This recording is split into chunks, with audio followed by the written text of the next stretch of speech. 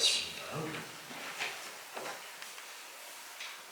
하나님께서 우리에게 은혜의 방편으로 주신 것이 있습니다. 은혜의 방편이라는 것은 하나님께서 우리에게 은혜를 주시는 통로, 무엇을 통해서 은혜를 주시는가라는 그러한 부분입니다. 우리가 살아가면서 하나님을 모르는 사람들은 그저 이 세상이 내 뜻과 내 노력에 의해서 되어지는 그러한 일상이라고 그렇게 생각하는 사람들이 많이 있습니다. 하나님을 부인하는 사람들은 창조주 하나님도 잊어버리고 이 세상은 저절로 만들어졌다라고 그렇게 생각을 합니다. 그래서 말도 안 되는 진화론이라는 그러한 이론도 생각을 해내게 되었던 것입니다. 어떻게 이 세상이 존재하게 되었을까 생각을 하고 고민을 하다가 눈에 띄는 현상들을 보면서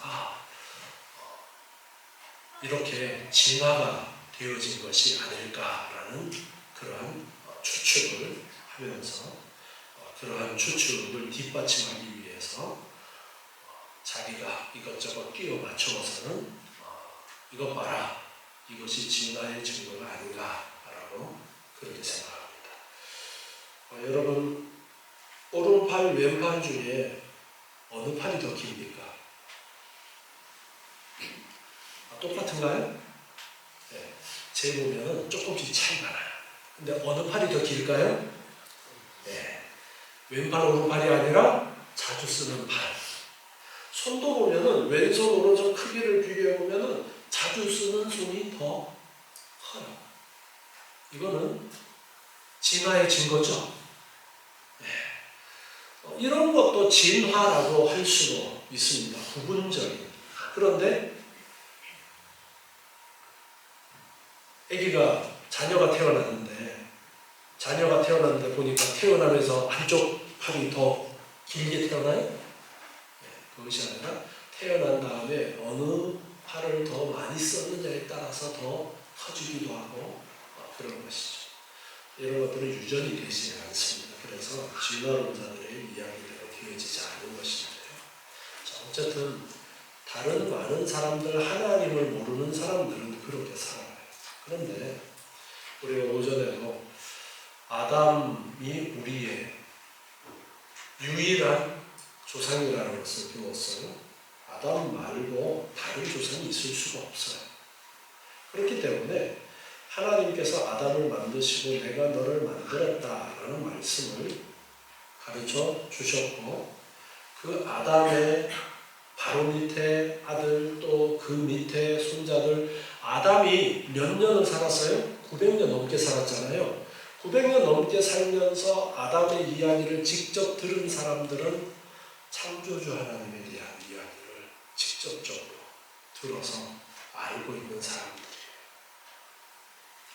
900년이라는 기간, 여러분 무척 긴 시간이죠. 엄청나게 긴 시간이에요. 우리나라 조선의 역사가 몇 년이라고 그래요?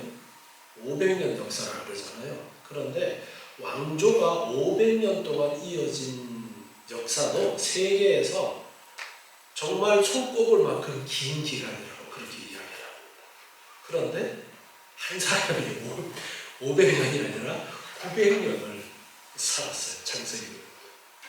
그래서 그때는 창조주 하나님에 대한 이야기가 그 아랫대로 계속 자연스럽게 전해졌던 겁니다.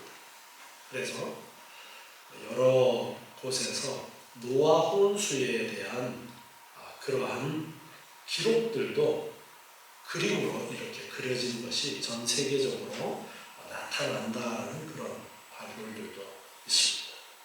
자, 여러분은 창조주 하나님을 믿으십니까? 네.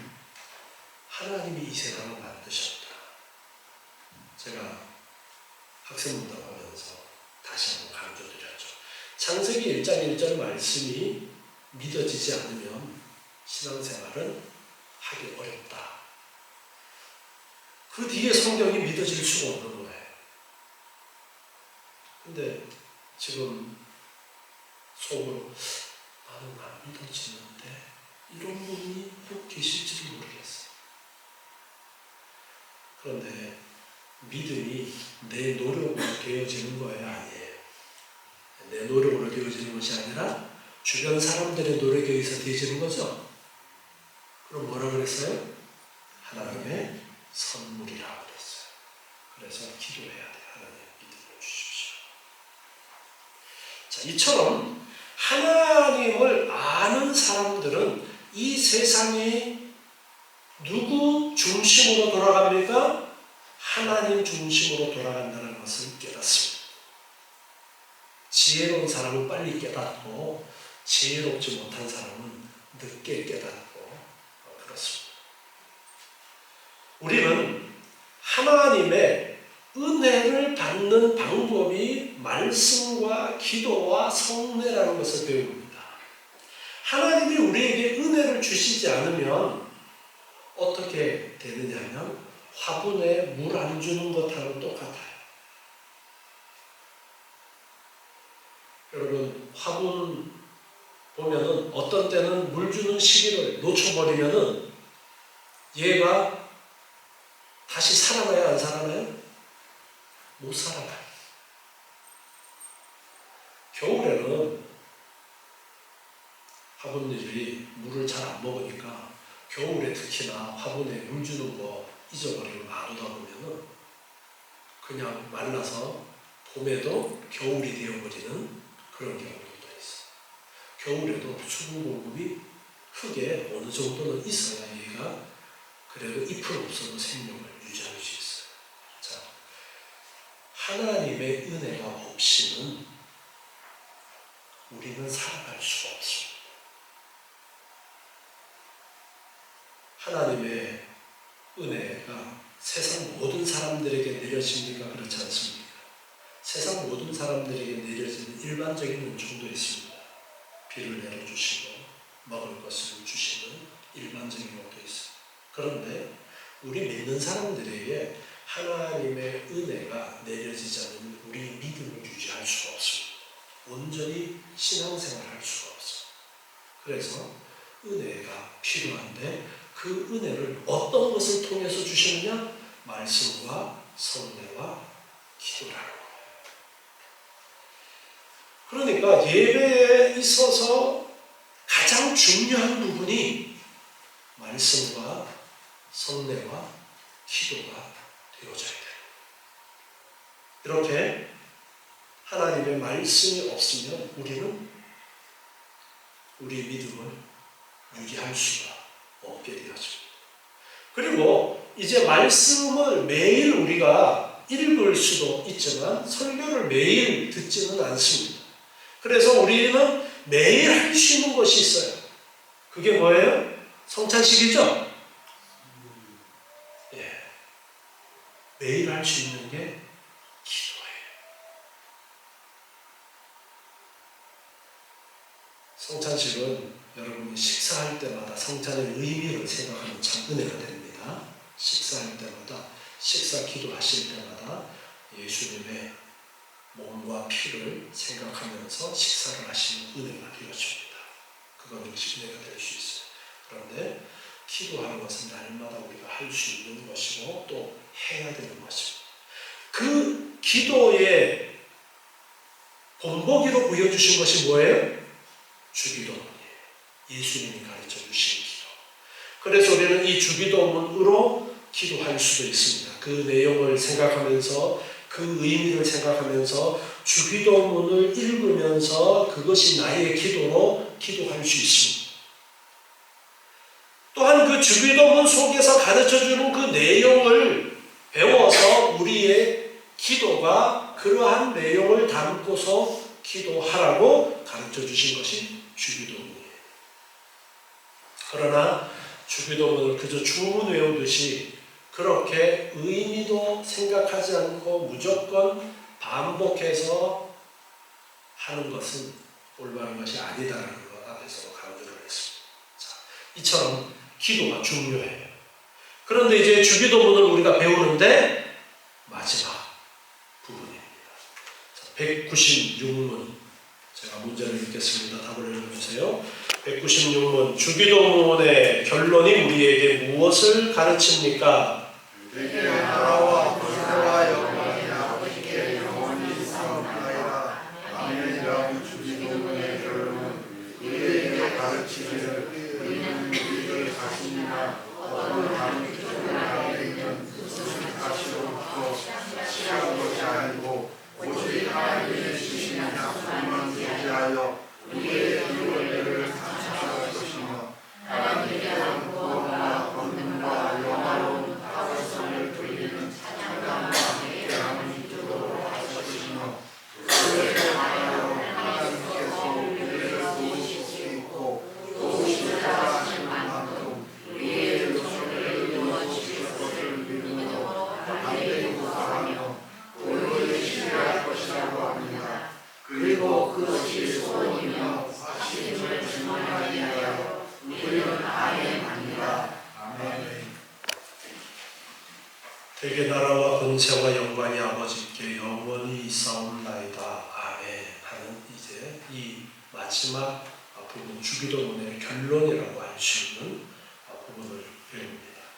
여기에서 우리에게 가르쳐 주시는 것은 우리는 우리들 자신이나 어떤 다른 피조물에 의뢰하지 않고 오직 하나님이 주신 약속만 의지하여야 한다는 것을 말씀하고 있습니다. 그러면서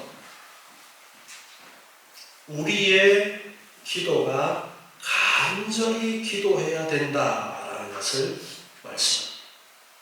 간절히 기도해야 된다.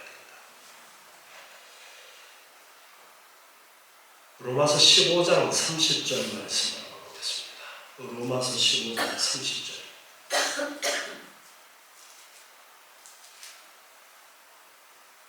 같이 읽겠습니다. 형제들아, 내가 우리 주 예수 그리스도로 말미암고 성령의 사랑으로 말미암아 너희를 원하노니 너희 기도에 나와 힘을 같이하여 나를 위하여 하나님께 빌어. 아멘. 지금 대열의 문답 196문 이제 이 마지막 부분에서 강조하는 것은 이 주기도문을 할 때에 간절히 기도해야 된다라는 것을 강조하고 있습니다. 지금 우리 한글 번역 부분에는 그 부분이 좀 강조가 덜 되어서 있는데 영어 원문에서는 이 부분을 가장 앞에 언급을 합니다. 간절히 기도해야 된다. 그런데 어떠한 것을 기준으로 간절히 기도해야 되느냐라고 밑에 이제 쭉 설명을 하는 그런 구조로 되어 있습니다. 우리의 기도가 간절히 기도해야 된다. 그것을 우리에게 가르쳐주고 있는데요.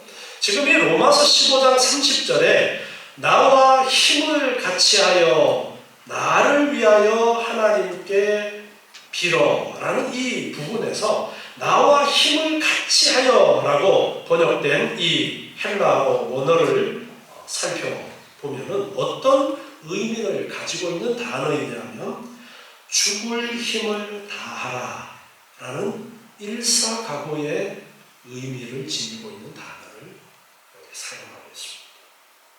그래서 바울은 너희를 권하노니 너희 기도에 죽을 힘을 다해서 같이 기도하자. 지금 그렇게 말씀하고 있는 것입니다. 이 단어는 신약에서 여기에만 사용이 되어졌는데 그 뜻은 운동 경기에서 한 팀에 소속된 선수들이 최선을 다하고 있는 모습처럼 마음과 영혼을 다 바쳐서 온 힘을 다하여 기도하라라는 그러한 뜻을 이야기합니다.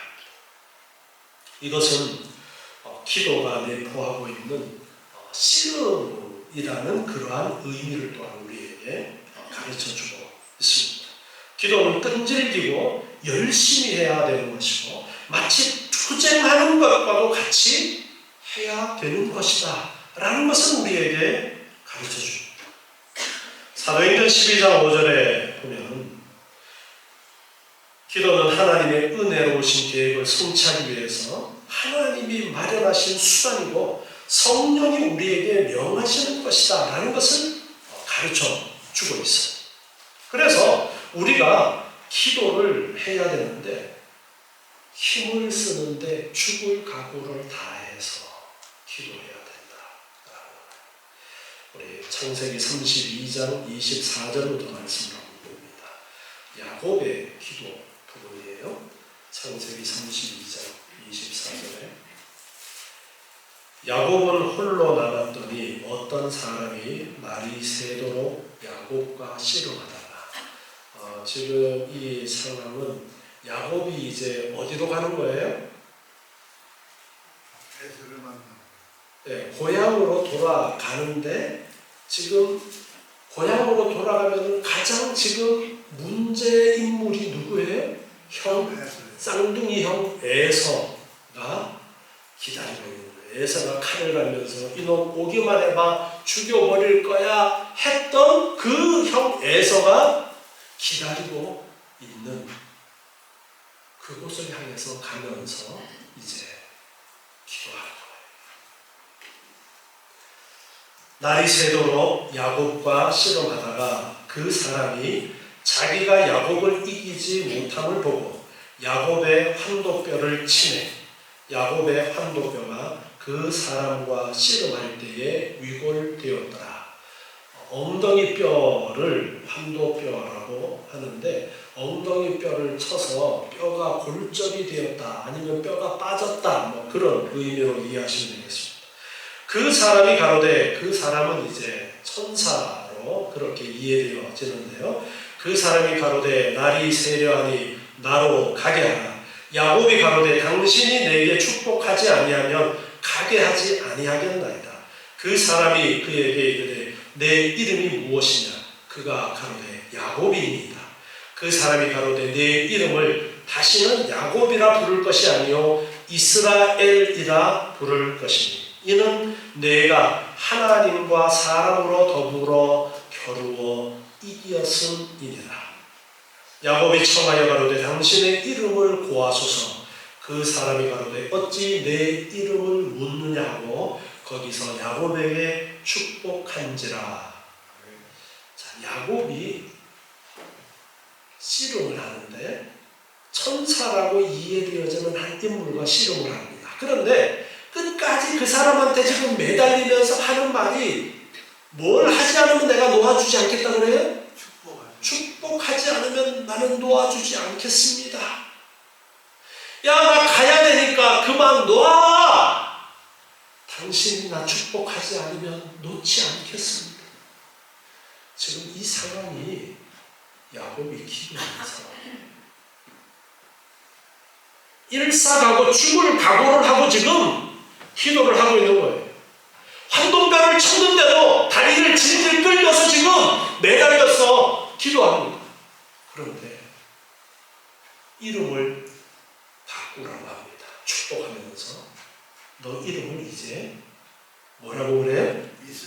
야곱에서 이스라엘이라 하라. 28절에 보니까 이는 내가 하나님과 사람으로 더불어 겨루어 이기었음이니라. 자, 지금 야곱이 붙들고 있는 사람이 누구라는 거예요? 하나님이시라는 거예요. 이스라엘 할 때에 그 엘이 하나님을 가리키는 거예요. 그래서 하나님과 씨름해서 이겼다라는 의미의 이름이 이스라엘이에요. 그러니까 야곱은 하나님께 매달려서 기도하고 있었던 겁니다. 우리의 기도가 이렇게 처절해야 된다는 것을 지금 주기도문 마지막 부분을 대유리 문답이 가르쳐 주면서 우리에게 가장 먼저 강조하고 있습니다. 처절하게 기도하라. 자, 기도하는 이유가 뭐예요? 자, 야곱이 여기서 뭘 기대하고 매달렸어요? 나를 축복해 주십시오. 지금 형 에서를 만나러 하면서 두려워서 죽을지도 모르기 때문에 두려워서 하나님의 축복이 있어야 되겠습니다.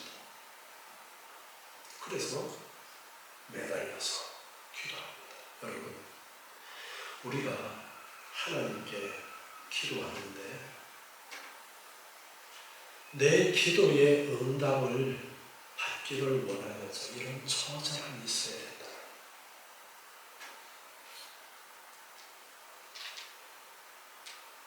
하나님, 내 소원을 들어주십시오. 그런데 바울 이야기 우리 앞에서 했었죠. 바울은 하나님 앞에 간절히 자신의 질병 때문에 기도를 합니다. 그런데 하나님께서 응답을 주셔요. 어떤 응답을 주시느냐면 너 그 질병 갖고 있는 것이 너한테는 오히려 유익이고 은혜다라는 것을 깨닫게 하셔. 자, 자기 소원이 이루어졌어요? 안 이루어졌어요? 안 이루어졌어요. 정말 간절히 처절하게 여러분 생각해 보세요. 목회자가 다른 사람을 위해서 기도하면 병이 낫는데 자신의 병이 낫지 않고 병이 한두 가지가 아니었어. 얼마나 인간적으로 생각할 때에 하나님의 영광을 가리지는 않을까.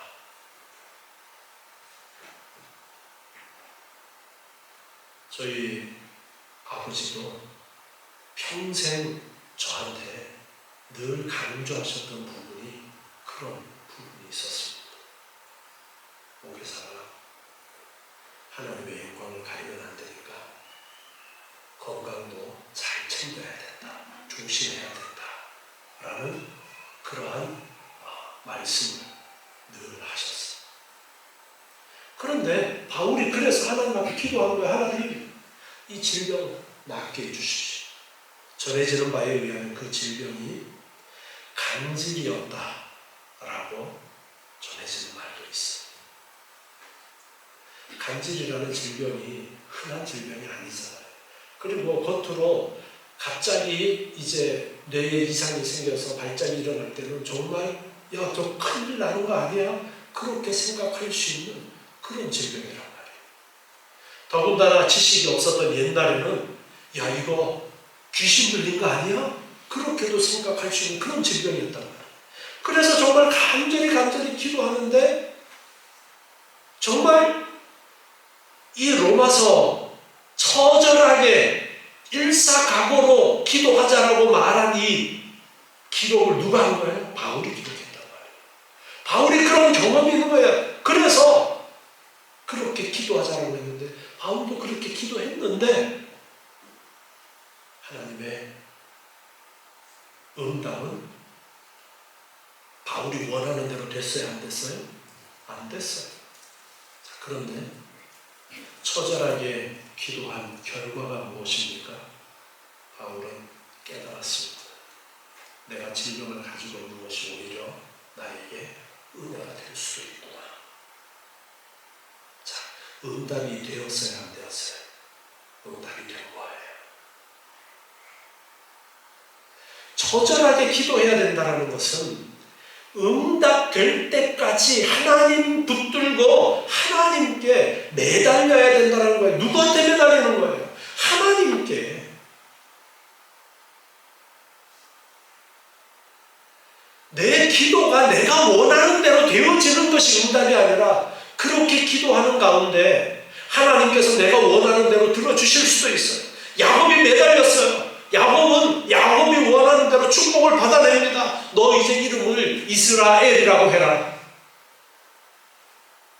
그러나 내가 원하는 대로 응답이 되어지지 않더라도 하나님께서 우리에게 주시는 응답은 내가 기도하는 가운데 그래, 내가 비록 내가 원하는 이것이 나에게 이루어지지 않더라도 하나님께서 변함없이 나를 사랑하시고 나를 위해서 내가 원하는 이것 말고 다른 특별한 계획을 가지고 계시는구나라는 확신이 들면 그것이 응답이에요. 그러한 응답이 있을 때까지 어떻게 기도하라고요? 처절하게 죽을 각오로.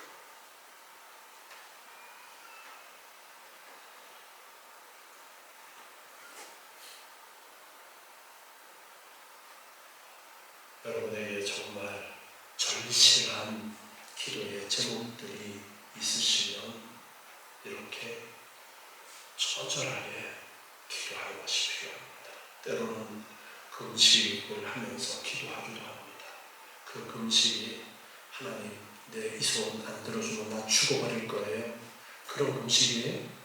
그런 식으로 금식하는 사람들도 있는데 금식은 그게 아니에요. 내 자신을 서서 더욱더 하나님 앞에 처절하게 하나님, 나는 하나님뿐입니다. 지금 내 이 문제를 해결해 줄 수 있는 사람은 하나님뿐입니다라는 그 처절함이에요.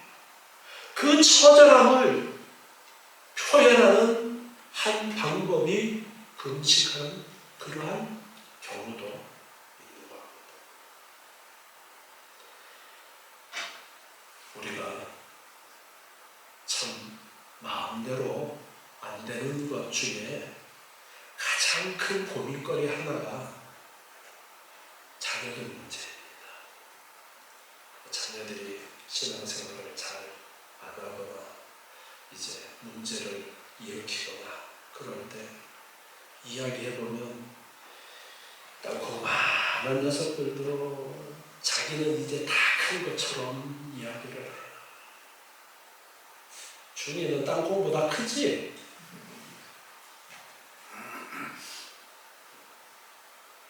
그런데 고등학교 졸업하고 이제 성인이 되고 나면은 그때부터는 더 그냥 아니 나도 이제 다 컸는데 왜 그렇게 간섭을 하냐고. 네. 우리 애들도 마찬가지. 여기 있어가지고 또 집에 가면 아빠 그럴 수 있어 그럴지도 모르겠지만 다 똑같은 것 같아요. 우리도 그랬잖아요. 우리도 클 때는. 그래서 부모의 마음은 죽을 때까지 가봐야 이해를 할 수 있다라는 말이 나오는데 기도해야 되는데 여러분 처절하게 기도하라고 가르쳐 주십니다. 죽을 각오로. 내 원하는 대로 응답해 주시던지 아니면 다른 깨달음을 주셔서 이 문제에 대해서 내가 평안함을 얻을 수 있도록 해 주십시오. 기도해야 돼요. 그러면 하나님이 내가 원하는 대로 이루어 주시던가 아니면 내 마음의 평안으로 아니면 하나님께서 나에게 주신 더 큰 은혜를 깨달을 수 있어서 더 이상 그것이 나의 고민거리가 되지 않도록 하나님께서는 응답해 주실 겁니다. 야곱에게 응답해 주셨듯이 이스라엘이라는 새로운 이름을 주시면서 축복해 주시든지 아니면 바울처럼 그의 소원은 이루어지지 않았지만 하나님의 은혜가 나에게 머물도록 하기 위해서 하나님께서 나에게 질병을 주셨구나라는 깨달음을 얻도록 우리에게 응답을 주시던가 하나님께서는 우리의 처절한 그 기도 하나님만 의지할 수밖에 없습니다. 하나님만 바라봅니다라고 기도하는 그 기도에 반드시 응답해 주시겠다 약속하셨습니다. 그래서 우리는 그 하나님을 의지하고 바라보는데 우리의 일상생활 속에서 날마다 기도하는 거예요. 쉬지 말고 기도하라고 말씀하신 것은 늘 우리의 일상 속에서 하나님을 생각하면서 하나님을 바라보면서 살아라 라고 말씀하십니다. 그래서 하나님만이 내 인생을 주장하시는 분입니다. 내 인생은 나의 것이 아니라 하나님의 것입니다라는 그 고백이 바로 기도하는 삶이에요. 여러분 늘 기도하시면서 하나님을 의지하고 하나님을 바라보시고 그리고 정말 간절한 기도의 제목이 있을 때는 처절하게 죽을 각오로 하나님께 매달리면서 기도해서 응답받으시는 여러분 되시기 바랍니다. 기도하겠습니다.